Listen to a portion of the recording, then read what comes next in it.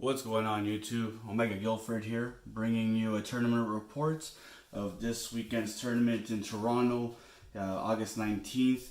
It was 256 players that attended. It was 8 rounds of Swiss and top 32 cut for invite. Just to give you a brief breakdown on what went down on my matches and so forth, and some notable points. Round 1, I ended up facing a mirror match. That was 2-1. Something notable on game 1, I let my opponent resolve the Branded Fusion because he started with the Branded Fusion, so that kind of told me that he's going to be either sending Gazelle or his plays are going to be very linear and not very impactful. So I let everything resolve, and then when my opponent goes to resolve the Burfmet effect on summon, I end up ashing that instead to cut it off from getting the +2. From there, round 2, I faced the Kashtira.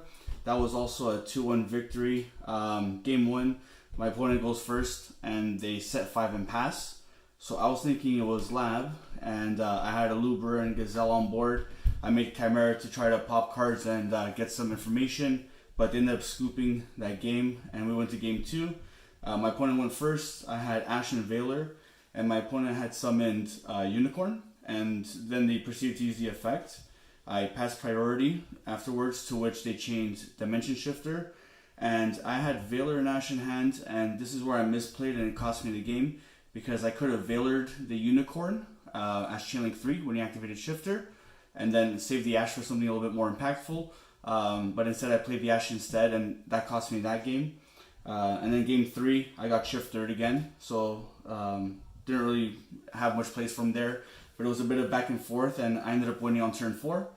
Round 3 was purely against John Alexander. That was a 2-1 victory as well. Great player, honestly. Very skillful with the deck, and the deck's pretty crazy with what it does.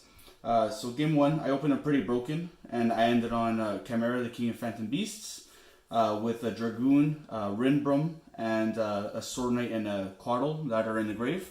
And I had Albaz in grave as well, so when the Rinbrum would leave the field, that would be another form of interruption. So that was just a little bit too much for him to play through, and I ended up winning game 1. Game 2, he made just a simple board of the new rank 2 Exceed, and then afterwards on my turn he proceeded to make the Noir. And because of that material, the spell card that he has in material to allow him to draw, he essentially drew 4 cards in that turn, and that led him to more hand traps, and I couldn't do anything from there. So I ended up losing game 2, and then game 3 was a bit of back and forth and very grindy and down to the wire, but I ended up coming victorious on that one. Then round 4, I ended up facing my buddy Thean. Shoutouts to you and his IKEA Labyrinth deck. Very grindy game as well. Ended up winning that 2-1. So game 3 was a little bit of a pressured game, because he opened up with Retaliating Sea when I summoned my Aluber off of the branded opening, and from there I had to waste a lot of resources by having all of my monsters essentially banished and not having any recursion from grave. But I ended up making Dragoon. Again, Dragoon steals games, tried and true. So I ended up winning that 2-1. Round 5 was against Aruna Chimera. Very interesting build. Honestly, I haven't really seen much around. And this was the first time ever I got to table 1. So finally hit table 1. That's one milestone out of the way. That one I ended up winning 2-0. Then round 6, I was still at table 1. And then I ended up facing a Mutant Melfi Sprite hybrid. That I ended up losing 2-0. The reason being is I'm not really well versed with facing against that deck, so I don't really know exactly where the choke points are in the deck. And additionally, my opponent just ended on 4 to 5 interruptions both games, and there's only so much you can do, unfortunately. But really good deck, very interesting, and something to look into. And then round 7, I ended up facing against Trap Labyrinth. So that was my second loss. That was 1-2. On game 1, my opponent went first and set 5 pass. And then on my turn, when I try to play, of course, skill drain. Skill drain is quite a big floodgate, and unfortunately shuts off a lot of the plays from the deck. Tried to play through it, but unfortunately was unable to. And then game 2, it was a lot of back and forth. A lot of super polys were played. Also, additionally, game 1, I ended up getting Eradicated for 3 spells. So I lost my Branded Fusion, I lost my Chimera Fusion, and Poly. So I wasn't able to play from there. So yeah, game 2, it was a lot of super polys back and forth on both sides. And then game 3, again, super polys back and forth. Just trying to keep those big monsters off board so they don't have Eradicated alive, to try to stay alive another turn and try to push back and win that game. But unfortunately, it was too much, and then they put damage on board with summoning a bunch of the big ladies. And then round 8, I ended up facing against Exorcister. That was also a 2-1 for me, so I ended up with a 6-2 record. So game 1, I ended up making the Chimera Illusion Beast for 2 attacks, and the effect negation came in pretty clutch. Additionally, the game 2, it was a bit of a blindside by my opponent, where he essentially just OTK'd me and I didn't even see it coming, to be honest with you. I didn't know Exorcisters can put on big damage, but that's another thing to look out for. Game 3, I ended up spamming Chimera, the King of Phantom Beasts, turn 1, and then with the graveyard plays, a lot of recursion and whatnot, he ended up finally dealing with the 1, and then I summoned the second one on my turn and popped off from there and ended up winning that game.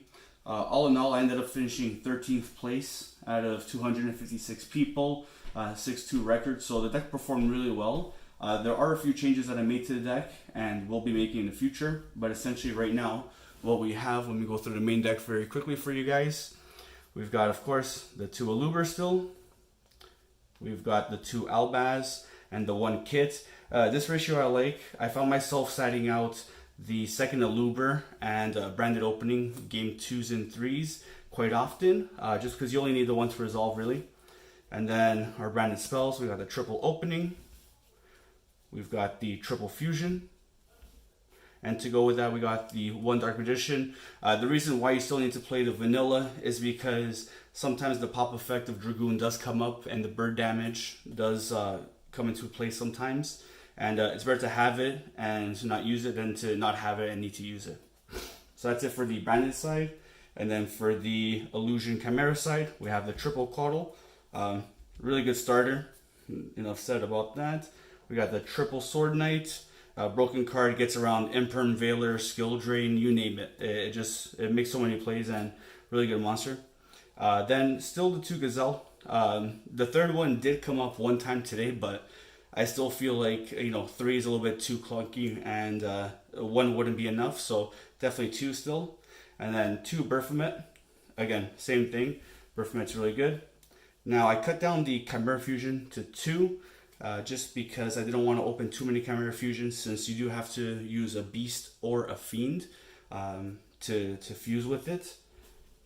So that's it for the Chimera side of things. And then the Patchwork Engine, we're still running 3 chain, being a Fiend, really good.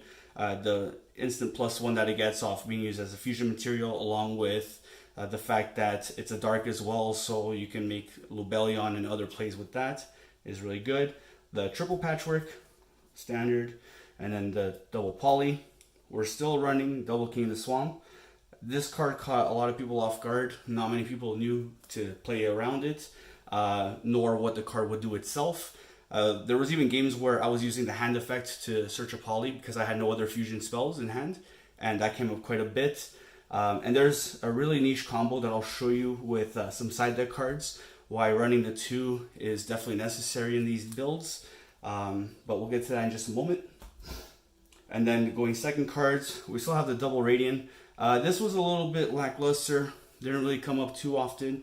It came up against my purely matchup, but on the following turn, my opponent just made another 2 Xyz and blew up from there. So still kind of considering this. It might be a bit of a flex spot now, but we'll see moving forward. Triple Ash, honestly one of the MVPs of the day today. Ash just put in a lot of work and stopped a lot of players in their tracks. Double Veiler, I'm definitely going to be taking that out. Veiler never really came up today, and the times that Veiler did come up, it was a little bit suboptimal, and there were other hand traps that I would prefer to have, like Droll and Lockbird, or even a Nibiru at the time. Double imperm. Double imperm. It didn't really come up too much today, but the applications are still there. The fact that you can, go first or go second rather into your opponent's board and shut off one of their key monsters is still good, and the spell and trap negate is also really good. And then the one Call by the Grave, and then the biggest MVP, Book of Moon. Really glad this card's back in the format. Book of Moon, it is a -1, but it gets around so many plays. The fact that you can book your Lubers, you can book your Berfomets whenever they imperm or Veiler you, pretty much makes those cards useless. So that's it for the main deck. We did bump it up to 47 cards, so it is quite thick, no pun intended. And then for the extra deck, we have 2 Chimera, the King of Phantom Beasts, 2 definitely standard. Third one did come up today, but that game was a big resource grind, and it normally doesn't come up, so 2 is still the correct number. 1 Chimera, the Illusion Beast. OTK Machine, honestly, enough said about that. It's a really good card. Then we got the 2 Guardian Chimera. 2 does come up quite often, especially when you Guardian Chimera on your turn, and then Guardian Chimera on your opponent's turn. There's a lot of versatility in that. And then for the branded stuff, we got 1 Mirror Jade, 1 Albion, 1 Lubellion. I have been thinking about maybe adding a second Albion in the deck, and potentially adding Branded Lost. Don't quote me on that, but we're still testing it out. Then 1 Rinbrum, and we're running 1 Quertus. Quertus never came up, honestly. I think I'm just going to be cutting it and possibly adding another fusion that we'll get to in the future deck profile. The 1 Dragoon, honestly, more than enough, and Dragoon put so much pressure today. Magnum the Reliever. This card does come up quite often, especially in the grind game to put back your fusion spells. 1 Saurian Venom. A lot of people did not see this coming, and they weren't really prepared for it. And the ones that were prepared for it thought it was kind of janky that I'm running this over Garura, but it does have quite a bit of applications. The fact that it's a dark and dragon comes up for stuff like Dragoon and some of the cards in the side deck, which you'll see in just a moment. And then our other super poly targets, we have Draco Stapella. Came up once today, but it didn't really make much impact on the board, so I think I'll be cutting that moving forward as well. And the 1 Meg Dragon, which I'll probably be cutting as well moving forward.